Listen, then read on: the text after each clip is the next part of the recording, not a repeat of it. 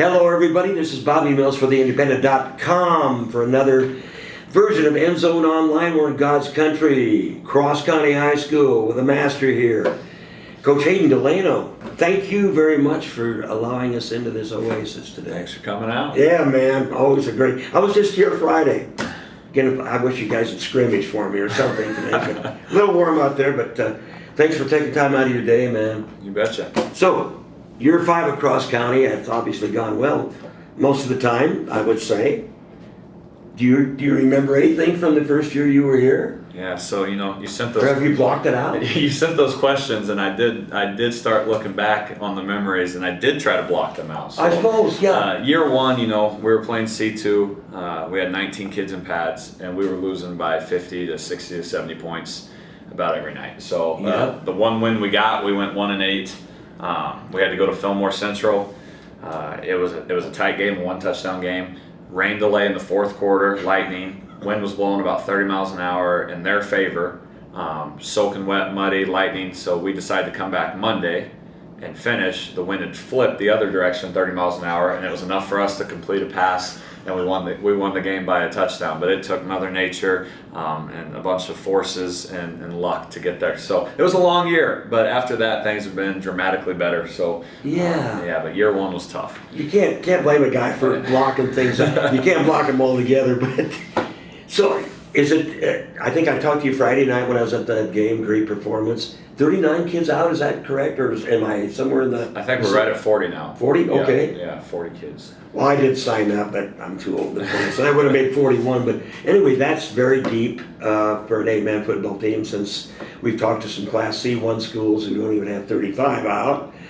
So, and we were just talking beforehand, 40 out of the 54 kids at Cross County are out for football? Yeah, so that's amazing. When they changed it to boy-only enrollment, and they set that number for 8 through 11, we had, I think, 54. And the cutoff for 8 men's 55. Right. So we went from one of the smallest C2 teams to one of the biggest D1 teams, which obviously has helped. And but it's all it's all legal. A lot of people kind of joke with us and give us a lot of flack about it, but we're within the legal classification, so we definitely aren't complaining about it. But that'll fluctuate. We were talking earlier, the numbers will be up and down. But we have 2 big classes, senior class of 11, and our sophomores have 16. So that definitely helps. I never thought one time about that. Yeah. I mean, you played with we just talked about it. You played with 19 kids when you had an 11-man team. It is what it is, man. It is what it is. You get them to come out for football, hey, that's great. Mm-hmm. So, I probably don't know this, or I should have if I'm on your sidelines. What, do you coach a position? Yeah, so besides being the head coach, I call the defense, which is kind of rare. Most guys want to be in charge of the offense. And I did that first year when we lost by 70 all the time. So I have since handed that over to Matt Carroll. He's our OC and O-line coach. Does a phenomenal job. He does. So I don't even touch the offense. There's probably kids that know more about it than me, and I'm okay with that. So I let him do his thing. He's got full say and control. And then I coach the linebackers and running backs. That's kind of my thing. So that'd be my thing too. I like linebackers, of course. The weight room, is that an automatic thing with this current bunch, seniors and juniors? I mean, what percent are you happy with in the weight room in the summertime in a farming community? Happy with? 100%. Yeah. What are you going to be satisfied with? So our class of 22, those guys started lifting on a regular basis twice a week in 6th grade. And they showed up and they put in the work, and they would use part of their junior high time year-round after school or whatever, the junior high coaches. And our strength coach, Quinn Peterson, and they got involved, they learned the basics and everything, and they set a great foundation. Now it's who they are, and it has set the tone. It's changed everything for us. What percentage am I happy with? 100. We have 100% if they're not a church camp or a family unit. There's no sleeping in. You can skip the work excuses and everything else. Find a new job, move your job, go to a different job, work at a different time. We don't care. Now it's not mandatory, obviously, but that's just kind of the expectation. And the kids hold each other accountable. We don't beg kids to come to weights. Our seniors will go to your house and they'll get you. They knock on doors. I had a senior today that said he was pounding on a door and he had he had to put his truck with his headlights on a freshman's window and pound on the door and honk the horn at 5:45 this morning to make sure that he understood. So so it is what it is. But they definitely hold each other accountable and do a good job at it, and I think that they enjoy the benefits as well. It's changed everything for us. It looks like it. There are no excuses on the sidelines either with this guy. If you make a mistake, or you have to have an answer for Coach Delano. That's right. Or you stand by Bobby Mills on the sidelines and you don't go back in. So camps this summer, did you attend any camps, or are you into that? Yeah, so we do our own stuff here that we can do, helmet stuff and walk through install stuff, and then we try to go to one team camp. For years we went to Concordia, and it was a 3-night deal, and that just got to be pretty long. Ooh. So last year we went to Wayne State, and that was like pulling teeth with my farming kids. They couldn't fathom the idea of staying, the night, 2 nights. So we did that. They were a good sport about it, but the upperclassmen that were farmers, they definitely didn't enjoy it, and they made that known. So, and I understand they do have lives outside of football. So we went back. Concordia went to a full day camp this year instead of 3 nights, and it was perfect. Right down the road, we got all our reps in, and everyone stayed healthy. Except we had one injury, but for the most part we were healthy. So it was good. That's kind of what we do. And we went to a 5-on-5, if you can believe it. Boy, I never heard of that. We went to a 5-on-5 epic camp shootout out west at Elm Creek. Oh yeah. We went 8-0, if you believe it. We threw 200 times in one day. It blew your mind, 200 times since he's been here. We didn't know what we were doing, but it was fun. So we went and competed. The kids competed. We won some games, so that was fun. A little confidence behind the passing game, whether we use it or not. I don't know. We did the other night. Yeah, you did. 7 times, which is a quarter of last year's total. So that's right. We are a new team. Yeah. So tell me about your coaching staff. If you don't know about this coaching staff, I think it's one of the best in the state. And whether you had any adds or hopefully no subtractions, let me know. Yeah. So the varsity staff consists of myself and then Matt Carroll, who's our head wrestling coach. He's our offense coordinator, our O-line coach, and D-line coach. He works with our DNs. Phenomenal football brain. He played at Peru. I think he'd hate that I'm going to say this. I think he holds the career consecutive starts in Peru State history, or most starts, one of the two. He hates talking about it, but he played guard and a little tackle, and so he knows the O-line. And his biggest attribute is he can teach O-line play. A lot of people know stuff. He can teach it, and the kids devoutly follow it and understand it. So that's one of our biggest things. Everyone talks about our running backs, but our O-line gets the job done week in and week out. So they're good. They're good at what they do, and he's good. Mitch Bosshart, he's our quarterbacks, defense backs coach. Again, he played at Peru State too. Phenomenal coach. He's the girls' head coach, basketball coach. Yeah. And I think that's important. So everyone's a head coach in something, so they know how it works. So we have a staff that at any moment, could step in and do what we need them to do. So there's no babysitting or anything, which is great. And then Todd Connolly, he lives up north, but he doesn't teach here, but he comes and coaches as well, and he helps with the O-line, D-line, and some JV stuff, and does a good job. He was over at Twin River for years. He's been around the game his entire life, so that's a good addition. And then outside of that this year, no subtractions, additions. Grant Hollinger, that played, which is Corey's big brother and Tanner's big brother. He played a couple years ago. He is getting into coaching and teaching perhaps in the future, so he comes back on Friday nights from school, and he helps out. And then Lincoln Kelly, that graduated last year, he fudged his schedule around a little bit as he starts college, and he's back on Friday nights, and he's a vital part. We put a headset on him. He's in direct conversation. He's in the box. And he's with Coach Carroll on the headset, and he definitely knows more than I know about our offense. His brain he is brilliant. So listening to those two conversate about the offensive side of the ball during the games is mind-numbing to me. So that's a huge tool. And then Joe O'Brien, he's our junior high head coach now. Second year here as an ag teacher. He played at I'm gonna get this wrong, Newman Grove. Boone Central, Newman Grove. Did they win state several years back? Oh yeah. Okay, he was on one of those teams. Yeah. He was a lineman there. Sure he was. Yeah, I remember so that. He's our junior high head coach, and then he helps on Friday nights in the box as well with the defensive spotting and stuff. So we got a full staff. We got a lot of guys out there, but it's great to have them all. They all have something of value to add, and it's good. I can't believe, if you saw the way Lincoln Kelly saw the football field, And this is a kid that's just how long removed from the game, playing the game in high school. Yeah, you don't see that, man. What a great thing, though. He doesn't know if he's going to go into coaching, but we push him that way. Boy. And if he wants to, he's got a very, very bright future. And it might not be at the high school level. He could very easily be at the collegiate ranks as a coordinator, as an offensive line coach. He's brilliant. Just knows the game. Student of the game, if you will. Yeah, absolutely. So tell me about your offense and what's the differences basically from last year. Yeah, I know you know, but they don't. A lot of it's the same. We run that unbalanced wildcat. We call it single wing, but it's really not true single wing. It's more of a wildcat. It all stimulated. We have a quarterback, and we've always had some guys that can play quarterback, but we just had the idea of start snapping to your running back and have 7 blockers. Why block with 6 when you could have 7? So we kind of adopted that philosophy, and it has been very good to us. We last year ran for just over 5,300 yards. As you know, 2 2,000-yard rushers, first time in Nebraska state history. Yeah. And we did a lot of good things, and it's taken us places that we weren't before. So we're run first, we're run heavy. We have adopted the idea that we could put the ball in the air a couple times.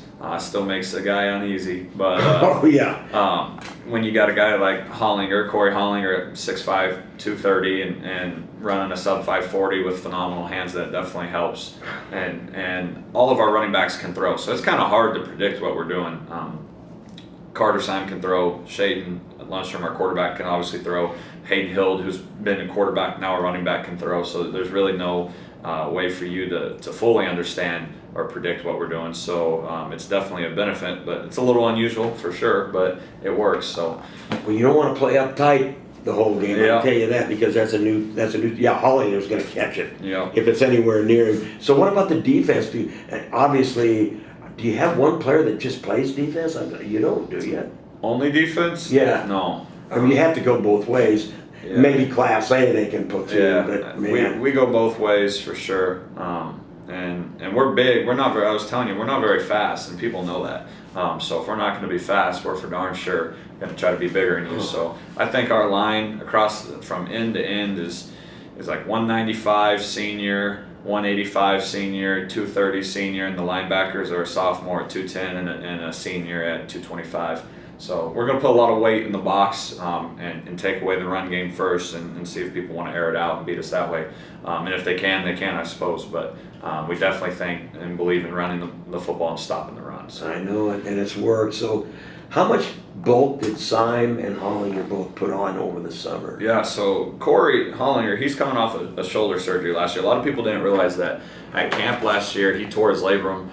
His shoulder was coming out a lot. I don't know if I'm breaking HIPAA right now, but he'd tell you the same thing. Oh, I haven't. It's no fun. No, it's no secret. He was hurt, so he chose to play through it. He played basketball with it too, just tougher nips. And he had surgery in the spring, had it fixed up and cleaned up, and he recovered great. And he had a lot of time to bulk up. And for the first time in over a year, he's 100%. So he put on about 15 pounds. And then Carter, he started last year at about 185 when we kicked off against Blue Hill. And I didn't realize that. And he was 212 Friday night when we kicked off. So he's a big cat. He runs behind the pads. You saw that. Oh. Not a lot of left to right. He's real interested in kind of seeking you out, hitting you. So you can't teach a kid to be that way. So when one is, you definitely ride that pony. So. Yeah, and there's a few kids that hit him that didn't want to do it again. So he'll and fast. He's not that slow actually. No, he can move, and his thing. He's not going to go win track meets, but he doesn't get any slower on the football field. He can carry his pads, and there's something to be said about football speed. He has it, so yeah. What about this facility, man? You'd think if you went to school here, you'd want to play some sport, and football would be the one with that thing over there. Yeah, we have incredible. We have great participation numbers in all sports. The gym is obviously top notch, and when I first got here, it blew me away. A school this size could have something like that, and then we're fortunate enough our auxiliary gym could suffice as a game gym for a lot of people. Good. So we don't take that for granted. We're definitely thankful. We got a lot of people in the community that make that stuff happen and keep it nice. Take a lot of pride in it, and then when you go outside, the softball field is in pristine condition. The football field, we take a lot of pride in that. It's always well manicured, which our maintenance staff. This is crazy. I'm 28 years old. I've been here 5 years. I don't even know where they keep the paint. They don't ask me to mow. They don't ask me to paint. I don't mark fields. I don't do any of it. And the old timers, they would turn over right now if they heard that. I know. So I haven't done I haven't paid my dues, but whatever. It looks great, and they maybe enjoy doing it. Maybe they hate it. I don't know. But I think they enjoy it. I've never seen it fields. looks good. Yeah, So. never seen fields look as good as they Yeah. are in my life, and they make nothing doing it. It's all pride. Yep. Coach shouldn't have to do that, man. Yeah, I'll tell you, I definitely don't complain. You saw those new banners hanging on the back of the bleachers. So we have a group called the Pride Group here that provide our school not just athletics with big ticket items. Yeah. And that's something that they did. We were kind of all caught off guard. They wrapped the whole softball fence with the Polk County Slammers I saw and that. the football field with Cross County Cougars. So that I don't know, it kind of brings it all together, and it just looks sharp. So a lot of pride in our facilities for sure. You can tell it just overflows. Okay, this 2-year cycle, is this the toughest schedule? There probably would have been only one other one in your time as far as 8-man, correct? Yeah, so this, in terms of 8-man cycles, this is our second one. The first one, I'll tell you what, they're both pretty brutal. That's when Wisner was really playing well back then. Yeah. We had OHP on there. We had Fullerton, and they were, that's right. yeah, they're Houghton and Company, and they were definitely capable. We had BDS was on that first cycle. EMF when they went to the semifinals was on that cycle, so it was pretty full. But I think this one rivals it for sure. You don't have the Clarkson Lees and Howes Dodges and think that it's easy sledding. No. So it's definitely different, but there's some extreme talent. But you know that first year in C2, that was Sutton, Centennial, St. Paul. You name it. I blinked one time and Sutton was up 77-0. So that was brutal. St. Paul was up, I think, in the first quarter, 35 or 42-0. We took our lashings. It was bad. So that was a tough schedule. This guy deserves it, man. Arcadia Loop City, but they were on that. Yeah, it physical. was. Yeah, it was brutal. That was tough sledding for sure. So with that out of the, yeah, I forgot about that the 8-man schedule prior to this. Good. It's never been easy. We've definitely and I think that's regional. I think each part of the state has good football. Yep, and I'm not sitting here saying that the West or the Northeast or anything, but regionally right here, especially in 8-man, you're not going to ever have an easy schedule. Oh, so never. That's just something we've accepted and accept as a challenge and look forward to. So does it appear you'll stay 8-man for quite some time down the road? We will be. The next cycle will be on probation. We will be over the number, but you get a 2-year free period, and then we will drop considerably under that again. So it's not really in jeopardy. I would say it's going to be 6 to 8 years before we even flirt with that number again. So not worried about it. We will remain 8-man for a while. And then by that time, they don't give you a raise. You'll be an assistant coach down in Oklahoma. Hopefully, I'm making it rich by then, right? Okay, one last question here. Both and I should know this. McKenna asked me behind the camera there, how long has this school been here? It looks like it's been here for 5 years. Yeah, you're gonna test me here. So in 2002, I believe was the first year that Benedict and Stromsburg co-opted to make Cross County. You might be right. But they were still going to the Stromsburg location.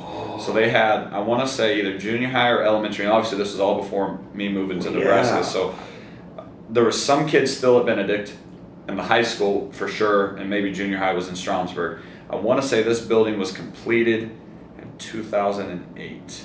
I know that last year's seniors, Isaac Noyd, Christian Reicham, they were the first kindergartners to come in this building. So they went their whole career after preschool in this building. So that would have been 12 years ago, 13 years ago. So right about 2007, 2008 is when this building opened up. So looks brand new. Wow. Yeah, it's definitely nice sitting out in the cornfield, kind of a sight for sore eyes, right? So, Is this heaven really hits over here? Yeah. Hey man, thanks. I appreciate you coming out. It's always a pleasure, man. Keep up the good work. Keep them healthy, and I think it looks real good for a long, long run all the way to the promised land. With luck, we'll get to play at the stadium this year. Betcha. I hope you're right. All right. Hayden Delano, one of the best there is, folks, from Cross County High School. McKenna Lamry behind the camera. For Bobby Mills and the Independent.com, we'll catch you on the summer tour, soon to be fall, on Endzone Online.